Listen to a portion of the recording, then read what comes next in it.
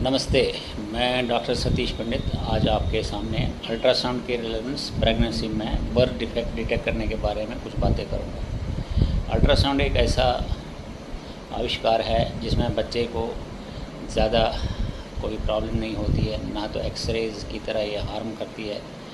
ये हम कम से कम तकलीफ़ के साथ प्रेग्नेंट लेडी में कर सकते हैं। अल्ट्रासाउंड जो पहला होना चाहिए प्रेगनेंसी के बाद, वो 18 से 22 वीक की प्रेगनेंसी के दौरान होना चाहिए, जो बच्चे की वेलफेयर, साइज़, ग्रोथ, पोजीशन और बर्थ डिफेक्ट्स इफ़ एनी को डिटेक्ट कर सकता है। 50 से 80% मेजर बर्थ डिफेक्ट्स अल्ट्रासाउंड से पता चलाए जा सकते हैं। एक फैक्टर जो रेस्पॉन्सिबल है, हम इतनी वेरिएशन 50 से 80% का मतलब है काफ़ी वेरिएशन है। ये वेरिएशन इसलिए होती है क्योंकि अल्ट्रासाउंड करने वाले पर भी डिपेंड है, कितना एक्सपीरियंस है वो, कितना उसका तजुर्बा है, बच्चा किस पोजीशन में है, बच्चे को कौन से पीरियड में अल्ट्रासाउंड किया जाता है। कुछ मेजर बर्थ डिफेक्ट्स जिनका हमें अल्ट्रासाउंड से पता चल जाता है, जैसे स्पाइनल कार्ड के डिफेक्ट जिनको स्पाइना बाइफिडा कहते हैं, मेनिंगोमाइलोसिल, मेनिंगोसिल, ये एक गुब्बारा जैसे कमर के ऊपर होता है।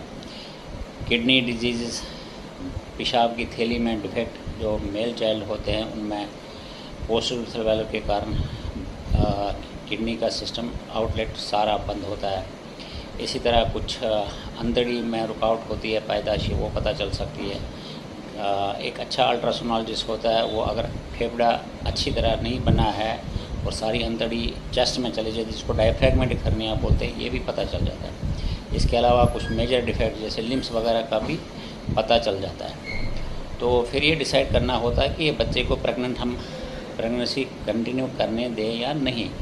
इसके लिए बच्चे की जो एक्सपेक्टेड बर्थ डिफेक्ट है उसको एनालाइज़ किया जाता है। इसके लिए आपको एक पीडियाट्रिक सर्जन और एक गायनिकोलॉजिस्ट को दोनों के ऑन बोर्ड लेके डिसाइड करना चाहिए कि आगे चल के इस बच्चे को पैदा होने के बाद कितने प्रॉब्लम्स हो सकती है और सोशली, फिज़िकली और एक्टिविटी वाइज इसकी लाइफ में कंपेटेबिलिटी रहेगी या नहीं। ज़्यादातर बर्थ डिफेक्ट्स को हम अलो करते हैं कंटिन्यू करने के लिए।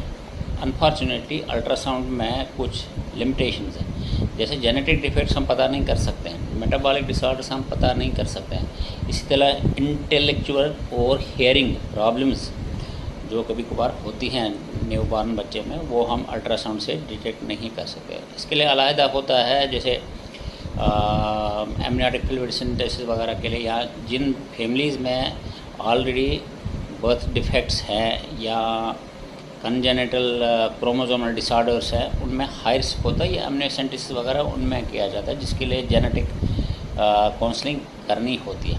रूटीनली जो अल्ट्रासाउंड है ये इसमें अपनी लिमिटेशन है और इनका फ़ायदा हर प्रेग्नेंट माँ बहन को उठाना चाहिए, ताकि अपने आने वाले बच्चे में समय से पहले ही, डिलीवरी से पहले ही प्लानिंग की जाए कि अगर बच्चे में बर्थ डिफेक्ट है तो उसको किसी ऐसी जगह डिलीवरी कराई जाए जहाँ से पीडियाट्रिक सर्जन की एक्सेस इजी हो।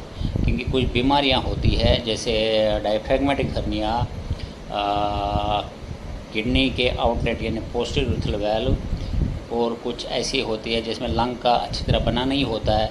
इनको बर्थ के बाद तुरंत अटेंशन की ज़रूरत होती है, मे बी इनमें कुछ सर्जरी की भी ज़रूरत होती है। इसलिए इन बर्थ डिफेक्ट्स जो अल्ट्रासाउंड में डिटेक्ट हो जाए, उनको पीडियाट्रिक सर्जन और गायनिकोलॉजिस्ट को आपस में कोऑर्डिनेट करने के साथ साथ उसी ऐसी जगह पर डिलीवरी कराई जाए जहाँ पर पीडियाट्रिक सर्जरी की सुविधा अवेलेबल।